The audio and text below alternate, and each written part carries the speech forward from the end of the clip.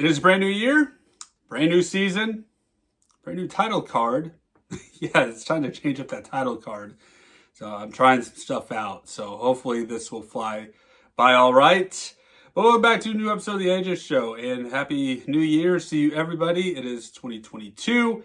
It is frigid cold outside. We finally had our first case of winter weather. And lo and behold, it was on New Year's. Finally, we get some winter weather action here in the state of Missouri. As I have stated in my prior episode, we're going to be taking a look at some of these games I just want to get out of the way. And I've talked about Sonic the Hedgehog 2 last year in July. I've talked about Sonic 3 and Knuckles. And I decided that I need to go back to the Sonic series again so I could just finish out the Genesis era games and just get it done. So on this new episode of the Aegis Show, we're going to talk about that blue blur again, Sonic the Hedgehog, and his very first adventure on the Sega Genesis. Of course, in this review, I'm going to be doing the iOS version, which is the superior version. Christian Whitehead, you are amazing for making this version of Sonic the Hedgehog 1. And also for Sonic CD, and also creating Sonic Mania. You're a genius, my friend. God bless you. But anyways, we got to talk about the history with Sonic the Hedgehog 1 for myself, and also some of the features that the iOS version brings to the table. So, as always, get yourself a beverage, sit back, relax, and let's talk about Sonic the Hedgehog 1.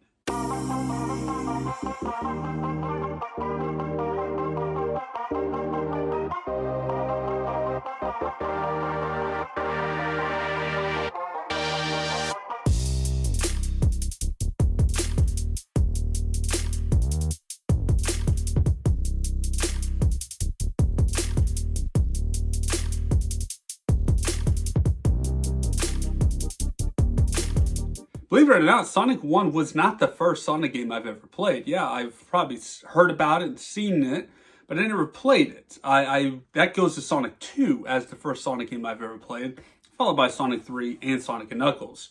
So if you count those as individual games, that's 3 games before I even got to play Sonic the Hedgehog 1. And I didn't get to play it only except for at a kiosk at a Walmart or somewhere that had Sonic the Hedgehog 1. We were able to play the game on display. Remember those? Remember those kiosks, of video games in stores? I remember there was a Sears at the mall, and they had Donkey Kong Country on there on the Super Nintendo, and they also had a Game Boy of Kirby. And then they got the N64 in, and it was Mario 64. But Sonic 1 was the 4th game I got to play as Sonic the Hedgehog. But if you want to count technicality, Sonic 3 and Sonic Knuckles are pretty much meant to be one game. So let's say it's number 3. Number 3 in the games that I've played. And it is the first entry of the Sonic series.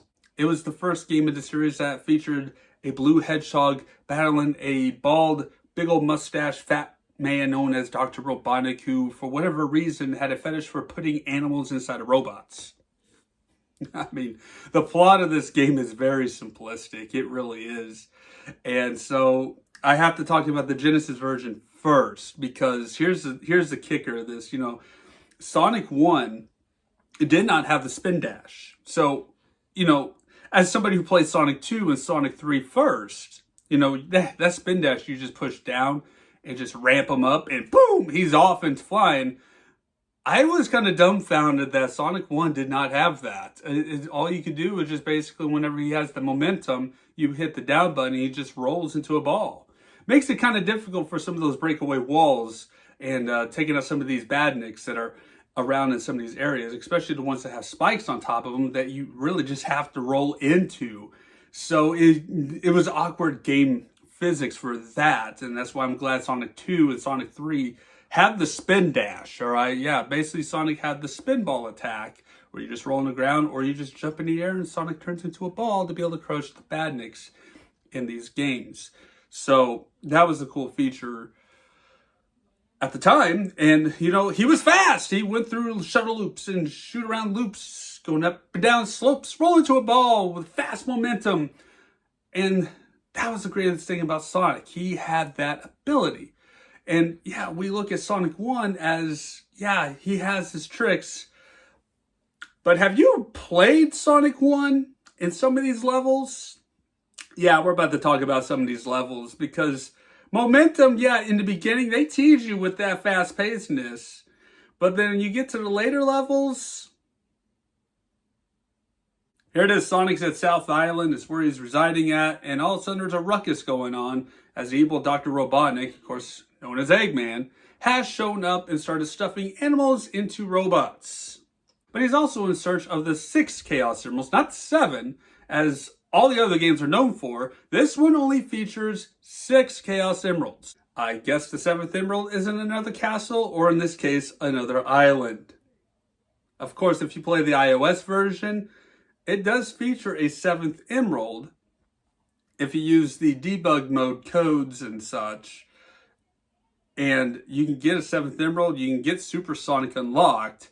I guess in this version, Knuckles just shows up to this island because you were able to play Tails and Knuckles in Sonic 1 in the iOS version. They have that built in and featured in there, and it's awesome to be able to play these characters. You wasn't able to play Tails and Knuckles in the original Genesis cartridge. Even when they introduced Sonic and Knuckles with the lock-on technology, you're able to play Knuckles in Sonic 2, but for whatever reason, I'm just dumbfounded. Why can't you play Knuckles in Sonic 1? I don't get it. I don't understand. We couldn't make that happen for some reason? Who knows? I don't know why. No, you get the Blue Sphere game. That's about it you get with Sonic 1. I really wish they were able to let you play Knuckles in Sonic 1 at the time.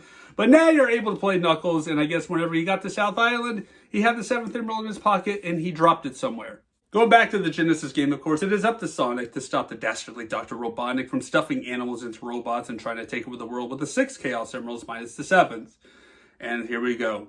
And each zone contains 6 zones total on this island with 3 acts apiece. Enter Green Hill Zone. Sonic is rolling through these hills. He's smashing through badniks. You're collecting all these rings. You're going through shuttle loops. And you're flying high, collecting all these rings, smashing through badniks, and just making your way to the end of each act. And of course, waiting for you at the end of each act, if you go and get 50 rings, a giant warp ring appears. Voila, you enter to a special stage. You can only do this in Acts 1 and 2, however. And so when you enter the special stage, it's pretty much a rotating mess of stuff with bumpers. You can speed it up, you can slow it down, depending on if you hit on those up and down gimmicks. There's exit goals in place. There are rings to collect, and the Chaos Emerald is shielded around some barriers that you have to break through. So collect all 6, you get the good ending. But going back to Green Hill Zone, you encounter Dr. Robotnik, of course. His first contraption, a ball and chain. I'll give Eggman a pass. I'll give him a pass for this one. And I know I'm switching between Dr. Robotnik and Eggman here. I apologize. It's the same person. I'll give him a pass for this one because this is their first encounter trying to smash the hedgehog with the ball and chain. And of course, decimates with an 8 hits. You move on to Marble Zone, and good lord, this is where things slow down here for the blue hedgehog. You have to watch out for lava, fireballs, you got caterpillars on the ground. If you hit them, they're going to kill you, they're going to hurt you. And you have to push this particular block just to raise up a spike chain thing just to get through this section. Yeah, this is very much, Genesis does what Nintendo don't, slow down. Yeah, what happened to that blast processing here with Marble Zone? Yeah, I'm riding on the lava. I am swinging on these platforms. Marble Zone, what the heck? Yeah, slowing this blue demon down. And of course, you encounter Eggman here as well, and he's just trying to spit a fireball at you. Again, I guess I'll give him a pass for this one. Moving on to Spring Yard Zone. Yeah, it's a lot of bounciness. Yeah, you're back to those momentum slopes. But there is still some slowdown, even though there is some spike balls you have to watch out for. There's some buzz bombers. Oh my goodness, buzz bombers galore everywhere. And these spiked badniks here and there. And then you got this section here where it's, again, slowdown? Yeah, it's kind of a mixed bag. Of course, then you get to this area where you're just bouncing around like crazy.